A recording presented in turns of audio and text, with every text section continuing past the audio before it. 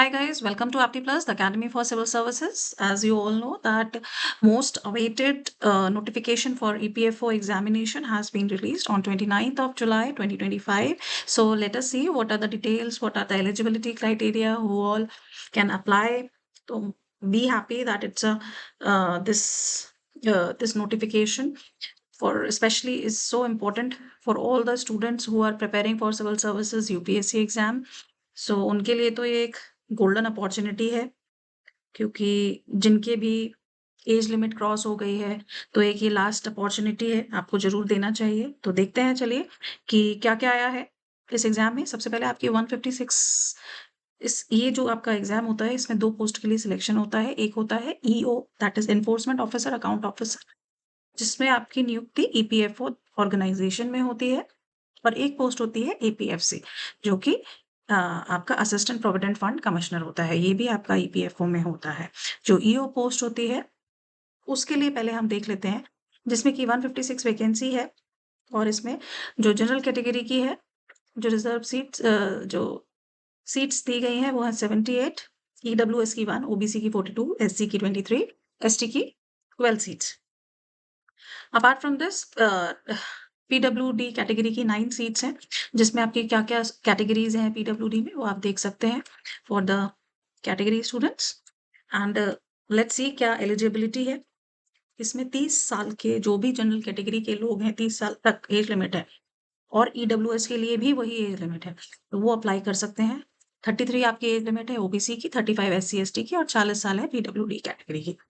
और educational qualification क्या require है, कौन कौन दे सकता है ये पेपर, जिसके पास भी बैचलर डिग्री है किसी भी रिकॉग्नाइज्ड सब्जेक्ट की, किसी रिकॉग्नाइज्ड यूनिवर्सिटी और इंस्टीट्यूट से। It's a level 8 job, group B job, permanent job and non ministerial post. So very good job, जैसे कि एक गवर्नमेंट जॉब होती है stable, that type of job, and it's a level 8 job. इसमें आपको in hand 80,000 rupees आपकी salary रहती है। ठीक है। दूसरी पोस्ट जो निकली है ये है आपकी एपीएफसी के लिए, असिस्टेंट प्रोविडेंट फंड कमिश्नर। ये भी ईपीएफओ ऑर्गेनाइजेशन के लिए के अंदर एक पोस्ट होती है, जिसमें 74 वैकेंसी है, जिसमें किस क्या 32 आपकी सीट्स रहेंगी जनरल कैटेगरी के लिए, ईडब्ल्यूएस के लिए 7, ओबीसी के लिए 28, एससी के लिए 7 और पीडब्ल्यूडी के लिए 3। इसमें एसटी की आप देखेंगे कोई सीट रिजर्व नहीं है। पीडब्ल्यूडी के लिए आप आगे देख सकते हो जो भी कैटेगरीज है आप उसके अंडर अप्लाई कर सकते हो। ठीक है। ये थोड़ी हायर पोस्ट रहती है, लेवल 10 की पोस्ट है एपीएफसी, और इसकी जो एज लिमिट है वो रहती है जनरल कैटेगरी और ईडब्ल्यूएस के लिए 35 ईयर्स। मतलब अगर आपकी कोई 32 ईयर्स, अगर आप यूपीएससी का अटेम्प्ट भी खत्म हो गए हैं आपके, तो डेफिनेटली आपको ये एग्जाम तो जरूर देना चाहिए अंडर ये एपीएफसी वाला एग्जाम, बिल्कुल देना चाहिए। ईओ के लिए तो आप एलिजिबल नहीं होंगे, लेकिन एपीएफसी के लिए हो जाएंगे। 38 ईयर्स इसमें ओबीसी का रहता है लिमिट, 40 ईयर्स एससी की लिमिट है, 35 एसटी की है, 45 पीडब्ल्यूडी की है। एंड अगेन कौन दे सकते हैं, एलिजिबिलिटी क्राइटेरिया वही है आपका, एक डिग्री होनी चाहिए बैचलर की किसी रिकॉग्नाइज्ड यूनिवर्सिटी से, और ज़्यादा डिजायरेबल ये होगा कि कंपनी लॉ, लेबर और पब्लिक एडमिनिस्ट्रेशन, उनको कुछ खास डिजायरेबिलिटी की नज़रों से देखा जाएगा। तो देख लेते हैं, ये आपकी ग्रुप ए पोस्ट है। ठीक है। नाउ कुछ इंपॉर्टेंट डेट्स, 29 को ये आपका नोटिफिकेशन रिलीज हुआ है, और आपके पास जो टाइम है 18 अगस्त तक का है। तो कोशिश करिए कि अगस्त में शुरुआत के दिनों में ही आप इसका फॉर्म फिल कर, क्योंकि सभी लोग देंगे जितने भी यूपीएससी की तैयारी कर रहे हैं। और डेट, हाँ एक चीज़ और, कि आप एज कैसे कैलकुलेट करेंगे कि आप एलिजिबल हैं इस पेपर में या नहीं। 18 अगस्त को अगर आप 30 फॉर से अगर 30 एज लिमिट है, 30 से कम है तो आप अप्लाई कर सकते हैं, लेकिन 30 से कम, लेकिन अगर उससे ज़्यादा तो नहीं अप्लाई कर सकते। तो what is the age on the date of 18 August 2025, तो आपको वो देखनी होगी। ठीक है। स्पेशली जिनके पास जॉब नहीं है, सिविल सर्वेंट एस्पिरेंट है, उनके लिए तो ये बहुत बहुत इंपॉर्टेंट है। ये वैकेंसी लास्ट आई थी आपकी 23 में, इस बार 25 में है। ठीक है। पेपर कैसा होगा, एमसीक्यू बेस्ड होगा, कंबाइंड रिक्रूटमेंट टेस्ट है। पहले अलग अलग होता था ईओ एओ और एपीएफसी के लिए, इस बार इन्होंने एक ही पेपर कर दिया है। ठीक है। दोनों का कंबाइंड रिक्रूटमेंट टेस्ट हो सकता है उसमें फिर ये करेंगे, अभी तक डिटेल्स नहीं दी गई हैं, लेकिन ये हो सकता है कि मेरिट अलग अलग जाएगी दोनों पोस्ट के लिए।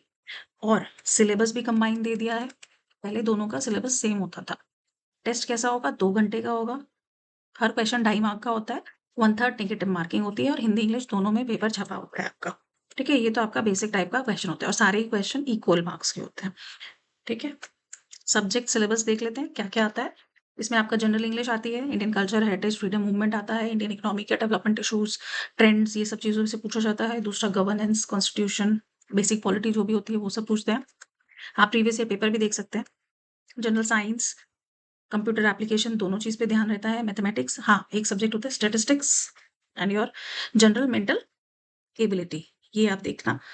ये बहुत ये थोड़ा-सा हमें ध्यान देने वाला सब्जेक्ट होता है और एक होता है आपका industrial relations, labour laws and social security and principle of accountancy, auditing and insurance, ये थोड़े अलग टॉपिक रहते हैं, ये ध्यान देने वाले हैं। दूसरा करंट अफेयर्स रहता है।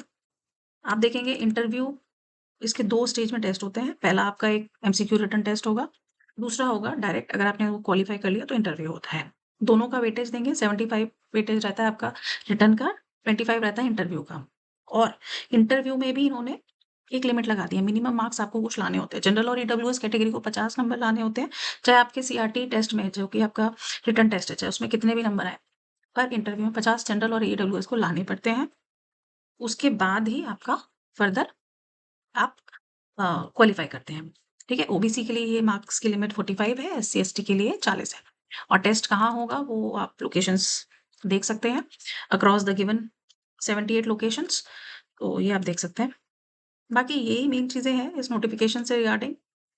हुँ, एज लिमिट्स को थोड़ा ध्यान में रखते हुए आप ये देख लीजिएगा। अब हमें ये देखना है एप्लीकेशन फ़ी 25 रहती है, मोस्ट वेरी फ़ीज़िबल, ज़्यादा नहीं रहती। और एससी, एसटी, ईडब्ल्यूडी और फीमेल के लिए फीस माफ रहती है। It is exempt. So try to fill this exam on time. And there is now the thing is how Apti Plus is going to help you. Apti Plus has launched a course केवल मात्र 599 rupees में, जिसमें आपको 5 mock test दिए जाएँगे just on the based on the exam pattern, ठीक है? और दूसरी चीज़, आपको जो ये एग्ज़ाम होने की प्रोबेबिलिटी है, जो यूपीएससी का टेंटेटिव कैलेंडर है, आप उसमें देखेंगे तो दे हैव रिज़र्व्ड 2 डेट्स, एक तो 16 है, एक आपकी 20 के आस-पास है एंड एक आपकी 1 और 2 है। तो मोस्ट प्रोबेबली ये नवंबर में इन डेट्स पे होगा, 1, 16 एंड 20 के आसपास। तो बी प्रिपेयर्ड, अभी we have lot of time and Apti Plus is there. Go ahead with this exam. It's a golden opportunities for all the civil servant aspirants who are preparing for UPSC, have not been able to clear this time's prelims or have no job right now. So very good opportunity. And Apti Plus is definitely here to help you in all the possible manners. Thank you very much.